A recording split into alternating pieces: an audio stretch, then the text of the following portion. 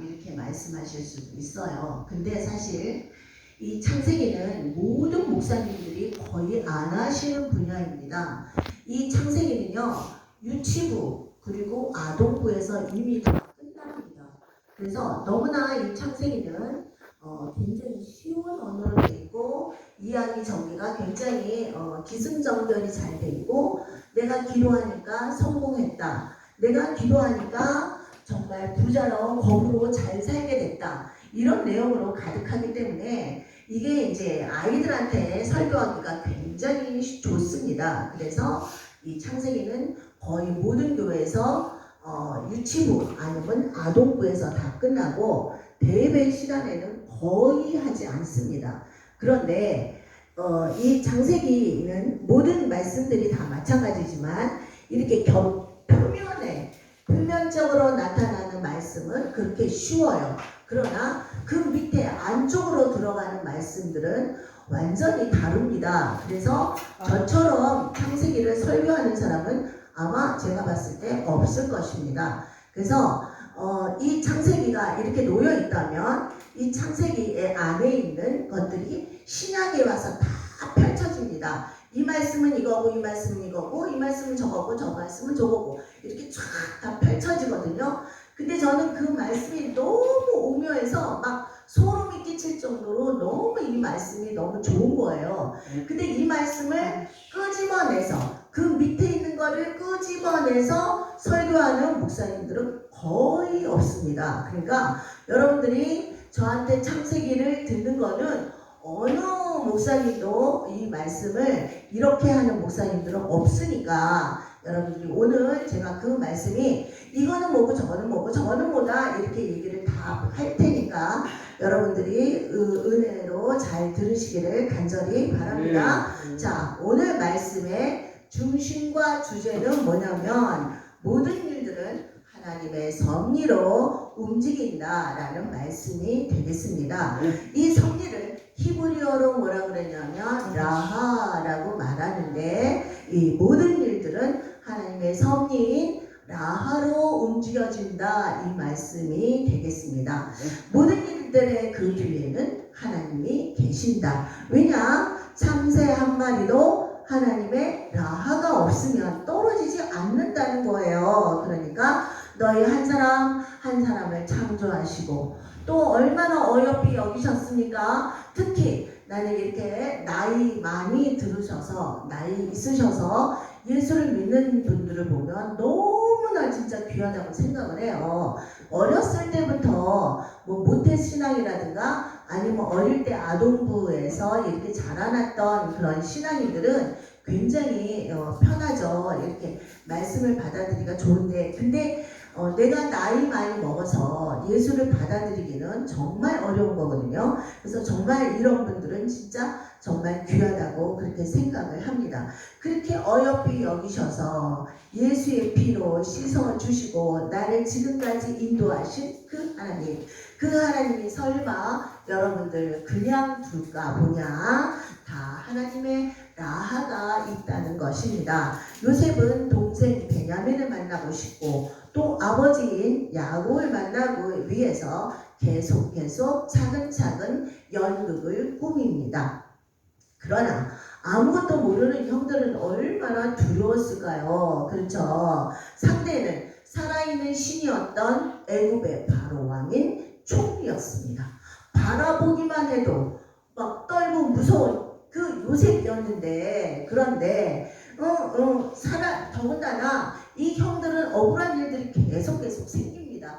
왜요? 이 억울한 일들의 배후에는 요셉이 동생 베냐민을 만나고 싶고 또 아버지를 만나고 싶은 그 사랑의 마음 때문이었습니다. 상대방 애굽의 총리는 우리 보러 자꾸 정탐꾼이래. 우리는 아니야. 그냥 곡식이 떨어져서 굶어 죽을 수 없어서 그냥 애굽에 돈 가지고 내려와서 곡식을 살려고 하는 사람들 뿐인데, 자꾸 애굽의 총리는 우리 보러 정탐꾼이라고 그렇게 합니다. 그래서 어디다가 이거를 하소연할 데도 없는 거죠. 그러니까 애굽의 총리 그 높은 사람한테는 이야기를 못하고 대신 그 청지기한테 하소연 요셉과 형들의 그 똑같은 상황이 완전히 역전되는 그 상황이 연출이 되는 거죠. 자, 43장의 18절을 보겠습니다. 같이 다 읽겠습니다. 자, 그 사람들이 요셉의 집으로 인도되매 두려워하여 이르되 저번에 우리 자루에 들어있던 돈의 일로 우리가 끌려드는도다. 이는 우리를 억류하고 달려들어 우리를 잡아 노예로 삼고 우리의 나귀를 빼앗으려 하리로다 하고. 자, 그래서 여기서 그 요셉의 형들의 그 두려움을 두 가지로 발견할 수가 있습니다. 첫 번째, 죄 지은 사람은 좋은 일도 두렵고 무서운 것입니다. 또 나쁜 일도 마찬가지로 두렵고 무서운 것입니다. 불길한 상상력이 총동원이 됩니다. 좋지 않는 예감이 막 지배합니다. 우리를 억류할 거다. 우리를 잡아서 감옥에 가둘 거다. 우리의 전 재산인 나귀를 빼앗을 거다. 우리를 잡아서 노예로 삼을 거다. 막 여러 가지 상상력이 총동원이 돼서 앞뒤가 캄캄합니다. 앞뒤가 안 보여요. 그래서 요셉의 청지기에게 이실직고 플러스 하소연을 하고 있는 것입니다. 자, 20절부터 24절을 보십시다. 이르되 내 주여 우리가 전번에 내려와서 양식을 사가지고 영원에 이르러 자루를 풀어본즉 각 사람의 돈이 전에 그대로 자루 위에 있기로 우리가 도로 가져왔고 양식 사이 다른 돈도 우리가 가지고 내려왔나이다. 우리의 돈을 우리의 자루에 넣은 자는 누구인지 우리가 알지 못하나이다. 그가 이르되 너희는 안심하라. 두려워하지 말라. 너희 하나님 너희 아버지의 하나님이 재물을 너희 자루에 넣어 너희에게 주실 것이니라. 너희 돈은 내가 이미 받았느니라 하고 시몬을 그들에게 이끌어내고 그들을 요셉의 집으로 인도하고 물을 주어 발을 씻게 하며 그들의 나귀에게 먹이를 주니라. 아멘. 그래서 여기에서 보면 그 전의 형들, 그 전에 요셉을 그렇게 힘들게 했던 그 형들과는 완전히 차이가 난 것을 볼 수가 있습니다. 동생을 구덩이에 가두고 동생을 시기하고 질투하고 미워하고 그래서 또 애굽에 팔아먹고 그리고 또 아버지한테는 시침을 딱 대고 짐승한테 잡혀 먹었다고 그렇게 거짓말을 시키고 그랬던 형이었죠. 그런데 이 형들이 어떻게 돼요? 순한 양이 돼서 진실해집니다. 사람의 인생은 이렇게 순탄하게 인생이 쫙쫙 잘 풀리면 잘 될 것 같지만 절대 그렇지가 않습니다. 이 인생이 쫙쫙 잘 풀리면요 교만해질 뿐입니다. 그래서 그 마태복음은 뭐라 그래요? 심령이 가난한 자는 복이 있다. 애통하는 자는 복이 있다. 그렇게 말씀하시는 거예요. 그래서 고난은 힘들죠. 어렵죠. 정말 힘듭니다. 그러나 그 고난은 유익인 것입니다. 형들이 이렇게 말을 하니까 막 하소연을 하죠. 그러니까 청지기는 뭐라 그래요? 안심하라. 안심하라. 두려워하지 말라. 이미 이 돈은 하나님께서 너희에게 주신 너희들의 돈이다 라고 위로를 합니다. 그러면서 인질로 잡혀 있었던 그동안에 인질로 잡혀 있었던 시므온은 그 시므온을 감옥에서 이끌어내고 그리고 요셉의 집으로 인도합니다. 그리고 발을 씻기고 그리고 식사 자리에 초대를 합니다. 그 당시에 이스라엘에서는요 발을 씻는 행위가 어떤 것보다 예의 범절이 아주 굉장한 대우였어요. 왜냐하면 그 땅은 사막과 그리고 돌들 뿐이라서 신발이 거의 다 이렇게 우리나라 말로 말하면 쓰레빠 같은 거예요. 그래서 발이 항상 더러워져. 굉장히 발이 더럽습니다. 그래서 남의 집에 초대할 때 물을 내주고 그리고 발을 씻게 하는 행위는 굉장히 예의를 그 사람들한테 예의 범절을 갖춘다는 행동이에요. 근데 형들한테 이렇게 물을 주어 발을 씻게 하고 그리고 식사 자리에 초대를 합니다. 그러므로 모든 일에는 하나님의 계획이 있는 것입니다. 무슨 계획입니까? 그 형제들, 요셉의 형제들 그리고 아버지, 그리고 야곱의 허리에서 난 70명이나 됐거든요. 12형제를 통해서 낳은 그 식구들이 70명이었어요. 그 70명의 식구들을 애굽 땅에 귀빈으로 오게 하죠. 귀빈 대우를 해서 오게 하죠. 비록 요셉은 종으로 팔려왔지만 그러나 우리 아버지와 그리고 우리 형들은 최고의 대우를 받으면서 이 애굽 땅으로 들어오도록 하나님을 섭리한 것입니다. 자, 27절부터 28절을 봅시다. 요셉이 그들의 안부를 물으며 이르되 너희 아버지 너희가 말하던 그 노인이 안녕하시냐 아직도 생존에 계시느냐. 그들이 대답하되 주의 종 우리 아버지가 평안하고 지금까지 생존하였나이다 하고 머리 숙여 절하더라 그랬습니다. 자, 형들을 보자마자 아버지 안부를 묻습니다. 당연하죠. 아버지한테 얼마나 사랑을 많이 받았던 요셉이었으니까. 그러니까 아버지부터 안부부터 얼마나 궁금했겠어요. 그동안에 그 안부부터 묻습니다. 그러니까 아버지가 평안히 잘 계십니다. 그러면서 다시 한 번 또 요셉에게 절을 합니다. 그게 26절에도 요셉에게 절을 했죠. 엎드려서 절을 했죠. 근데 또 한 번 요셉에게 절을 합니다. 이로써 요셉의 꿈이 다시 한번 성취가 되는 것을 알 수가 있습니다. 자, 29절부터 31절을 봅시다. 같이 읽습니다. 29절 요셉이 눈을 들어 자기 어머니의 아들 자기 동생 베냐민을 보고 이르되 너희가 내게 말하던 너희 작은 동생이 이 아니냐? 그가 또 이르되 소자여 하나님 내게 은혜 베푸시기를 원하노라. 요셉이 아우를 사랑하는 마음이 복받쳐 급히 울 곳을 찾아 안방으로 들어가서 울고 얼굴을 씻고 나와서 그 점을 억제하고 음식을 차리라. 아멘. 그랬어요. 자, 자기 어머니가 낳은 아들, 즉 라헬이 낳은 아들은 요셉과 베냐민 뿐입니다. 이렇게 자기 혈육, 피붙이는 뜨거운 법입니다. 오래전에 KBS에서 이산가족 상봉을 했었습니다. 6.25 전쟁으로 잃었던 많은 가족들이 상봉이 됐는데요. TV에서는 연일 눈물바다를 이루었습니다. 찾아도 어떻게 그렇게 끝도 없이 식구들을 찾는지 정말 이게 한순간에 얼마 안 돼서 끝날 줄 알았는데 KBS에서는 이게 끝도 없이 찾아 하니까 이거를 몇 년 동안 방영을 했습니다. 이들은 부둥켜 안고 울고 불고 먼 친척까지도 찾고 울고 불고 했습니다. 이거는 다 내 피붙이라서 가능한 것입니다.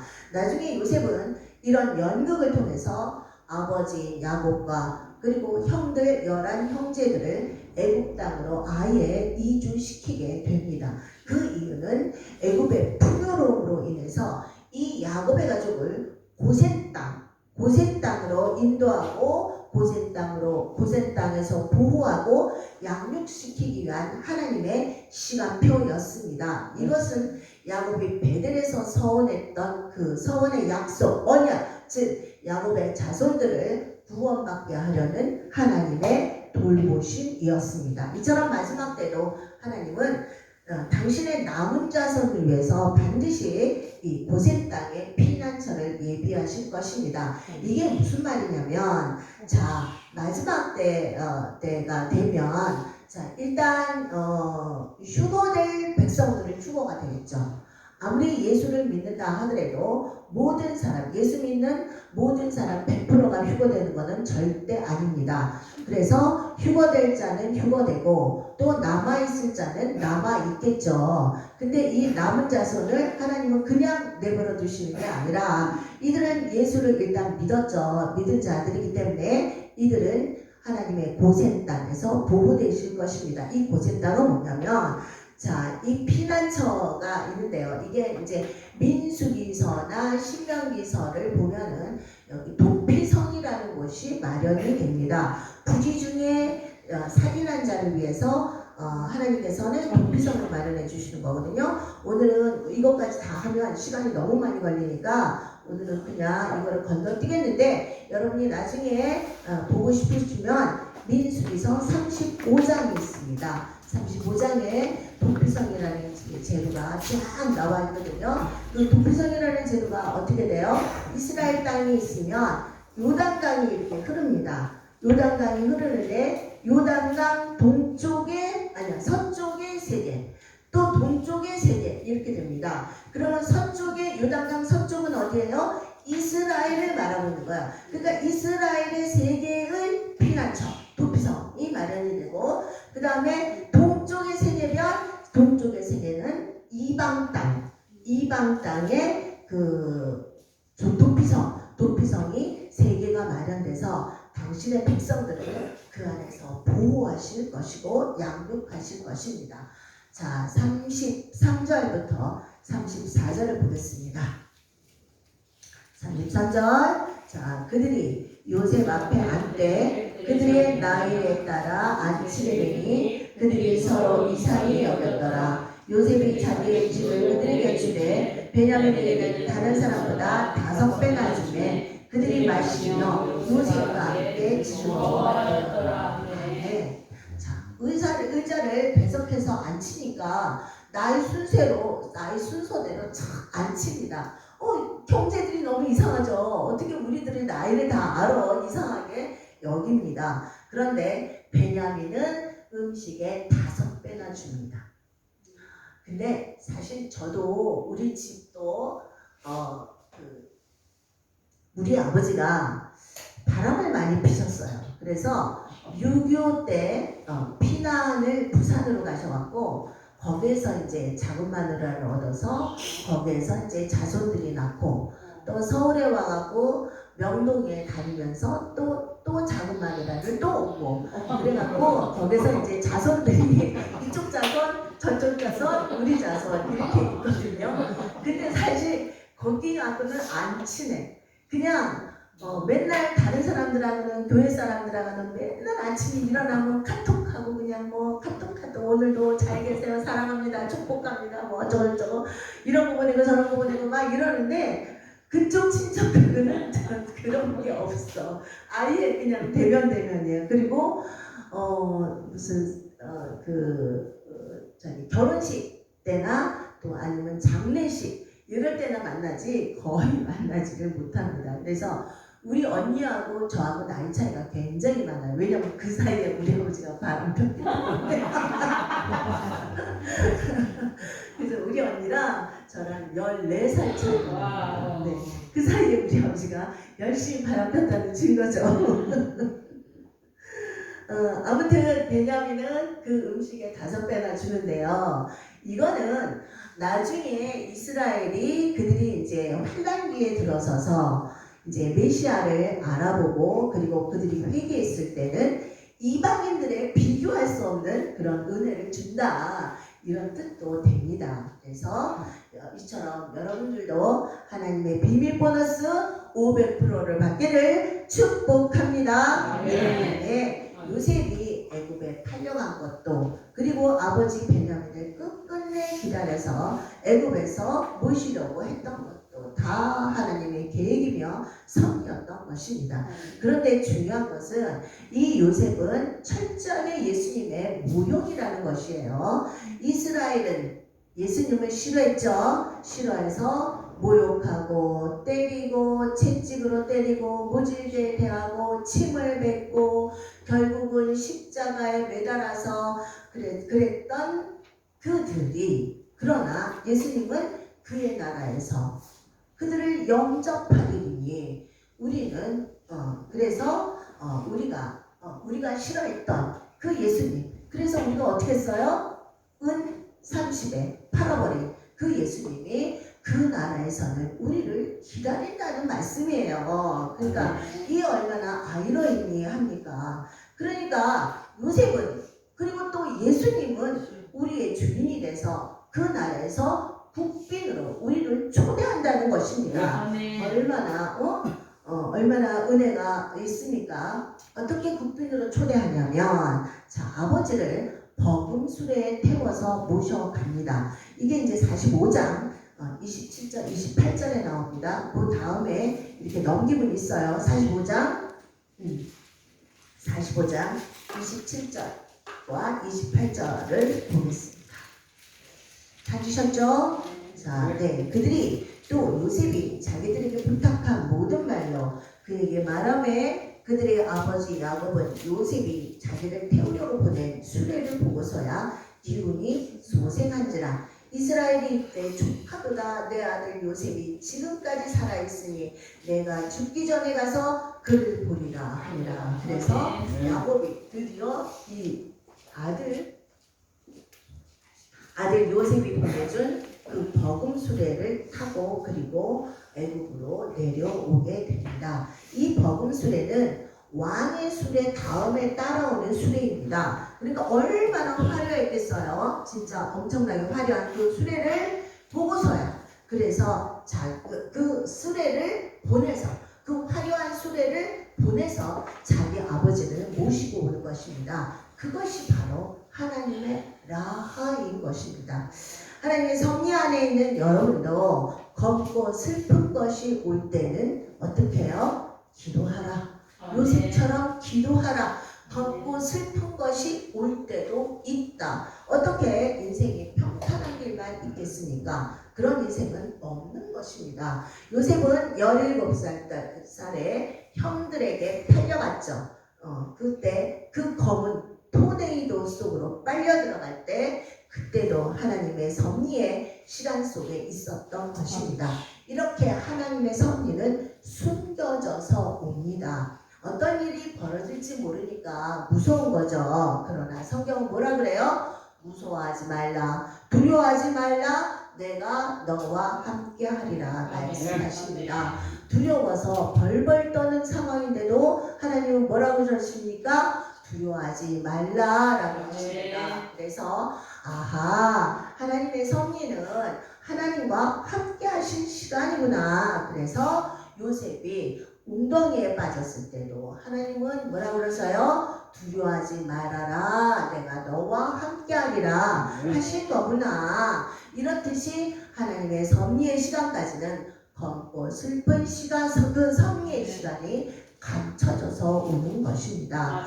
요셉은 형들에게 괴롭힘을 당했던 걸 생각하면 형들을 완전히 죽이고 싶었겠죠. 그렇죠. 그런데 그 엄청난 그 열쇠를, 심판의 열쇠를 쥐고 있었던 그 요셉은 어떻게 합니까?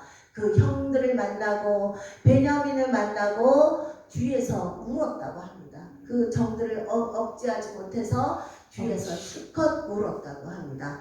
이 요셉은 철저한 예수님의 표상입니다. 어떻게 표상인지 제가 하나하나 짚어 드릴 테니까 잘 들어보시길 바랍니다. 자, 요셉이 형들에 의해서 웅덩이에 빠졌던 그 사건은 신약에 와서 로마인들에게 잡혀가죠. 그래서 십자가에 달려서 음부까지 내려가신 그 예수님을 말합니다. 자, 십자가에서 음부까지 내려가신 예수님. 자, 요셉은 어떻게 해요? 웅덩이에 빠져서 밑으로 내려갔죠. 아래로 내려갔어요. 그거를 말하는 것입니다. 또 은 20냥에 요셉이 팔려갔습니다. 애굽에 팔려갔고, 또 예수님은 어떻게 됐어요? 가룟 유다에게 은 30냥에 팔려간 예수님을 말하고 있습니다. 또 채색옷이 벗겨졌죠. 웅덩이에 빠지면서 채색옷을 벗겨서 형들이 장대에 높이 달았죠. 피를 묻혀갖고 짐승의 피를 묻혀서 높이 달았죠.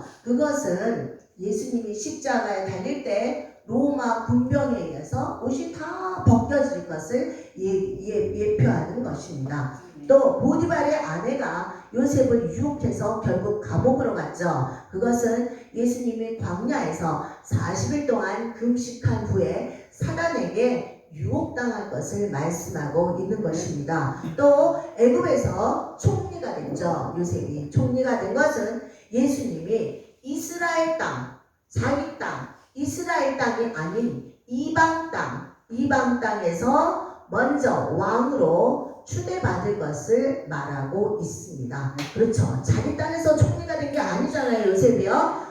가나안 땅, 이스라엘 땅에서 요셉이 총리가 안 됐어요. 애굽 땅, 이방 땅이죠. 이방 땅에서 총리가 된 것은 결국은 예수님이 자기 땅, 이스라엘 땅에서 먼저 왕이 된 게 아니라 이방 땅에서 먼저 왕이 될 것을 예표한 것입니다. 그리고 또 요셉이 떡 맡은 관원장이나 술 맡은 관원장이나 바로의 꿈 제가 다 풀어드렸습니다. 이런 것이 풀어준 것은 우리들에게 천국의 열쇠와 그리고 십자가의 깊은 구속사 말씀을 우리에게 풀어준다는 것을 예표한 것입니다. 또 형들이 요셉 앞에서 시험 당하죠.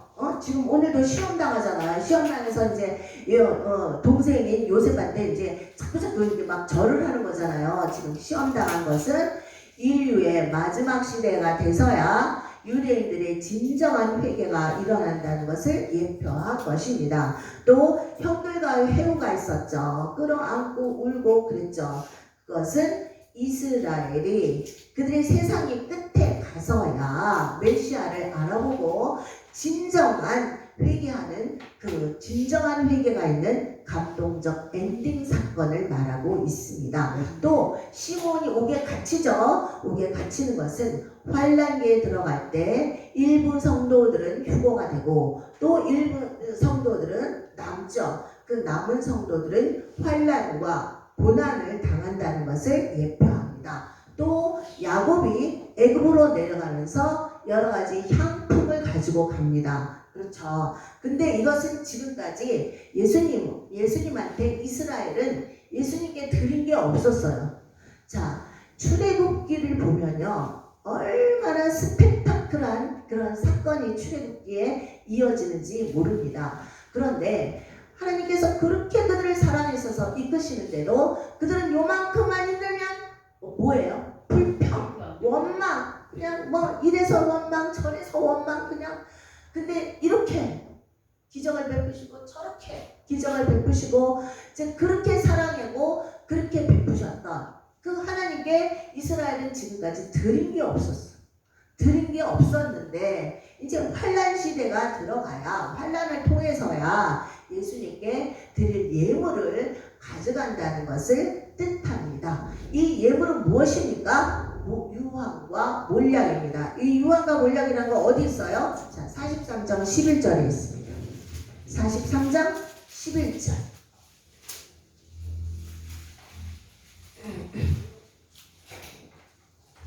찾았죠? 다 같이 읽습니다. 그들의 아버지 이스라엘이 야곱이에요. 자, 이스라엘이 그들에게 이르되 그러할진대 이렇게 하라. 너희는 이 땅의 아름다운 수산을 그릇에 담아가지고 내려가서 그 사람에게 예물을 드릴지니 곧 유황 조금과 꿀 조금과 향품과 몰약과 유황나무 열매와 감무수가이니라. 아멘. 그래서 유황과 몰약을 가지고 예수님께 나아갑니다. 예수님께 누구한테 나가요? 요셉한테 나가는 거죠. 그러니까 예수님한테 나아갑니다. 즉 다시 말하면 이거는 뭐를 뜻하면 예수님이 나실 때 동방박사로부터 뭘 받았어요? 황금과 유황과 몰약을 받은 거야. 이거를 예표하는 거예요. 그래서 오늘의 말씀의 결론은 어느 누구도 하나님의 계획 안에 없는 자가 없다라는 사실입니다. 어느 누구도 하나님의 눈길에서 벗어난 자가 없다는 말입니다. 어느 누구도 하나님이 외면하는 자가 없다는 말입니다. 그러므로 나는 특별히 하나님이 나를 사랑하지 않는 것 같아. 하나님은 나를 버리신 것 같아. 왜 나는 기도해도 응답이 없지? 제가 밤 10시부터 방언기도반에서 여러 사람과 같이 방언기도를 하거든요. 그런데 거기에 이제 댓글을 다는 많은 사람들을 보면 그 사람들의 고인고와 어려움과 이런 것들을 막 실토를 합니다. 그러면서 뭐라 그래요? 하나님 왜 나를 버리셨나요? 하나님 왜 나를 사랑하지 않나요? 막 그런 얘기가 굉장히 많습니다. 그래서 그리고 또 왜 하나님이 나를 미워하십니까? 왜 나만 미워하십니까? 막 그런 댓글이 많아요. 그래서 제가 기도하다가 그냥 기도가 내가 집중이 안 돼. 그런 그 댓글을 많이 보다 보면 내가 기도에 집중이 안 돼서 이렇게 옆에다가 이렇게 치워놓고 내가 이제 막 방언 기도를 하잖아요. 그러면 하나님은 넌지시 말씀하십니다. 너는 너만 하니? 그래서 제가 네! 깜짝 놀라요. 그래서 네가 공부할 때를 기억해라. 그러잖아요. 그래서 알았어요. 그래서 그들을 위해서 제가 기도를 해주곤 합니다. 그러므로 하나님은 말씀하십니다. 나는 너희에게 재앙을 주는 것이 아니라 평안을 주노라. 나는 너희에게 공고가 아니라 희망과 기쁨을 주는 너희의 하나님이니라고 분명히 말씀하십니다. 그렇다면 여러분이 요셉의 형들처럼 두려워 떠는 것은 성령의 역사가 아닌 것입니다. 말씀을 받았다면 깨달아져서 기다리다 보면 요셉의 형들처럼 기쁘고 즐거운 일이 기다리고 있는 것입니다. 마지막 연단, 마지막 훈련 그때에도 하나님은 우리에게 기쁨을 주실 것을 믿으시고 형통할 때는 기뻐하라. 그리고 공부할 때는 뒤돌아보아라 라는 말씀을 기억하며 늘 말씀 안에 거하시기를 간절히 바랍니다. 하나님이 내게 어떤 섭리를 해오든 나는 택함 받은 자요, 나는 누구보다도 큰 사랑을 받은 자라고 외치시기를 간절히 바랍니다. 자, 공부하는 시간이 찾아오면 요셉처럼 라하 라하 랄랄랄라 방언기도 하시면서 모든 염려를 다 내려놓으시기를 간절히 바랍니다. 하나님의 섭리의 시간은 누구한테나 있습니다. 누구한테나 꼭 있다는 사실을 명심하시면서 절망의 시간, 낙심의 시간을 바꿔서 축복의 시간이 되기를 간절히 축복합니다. 아멘.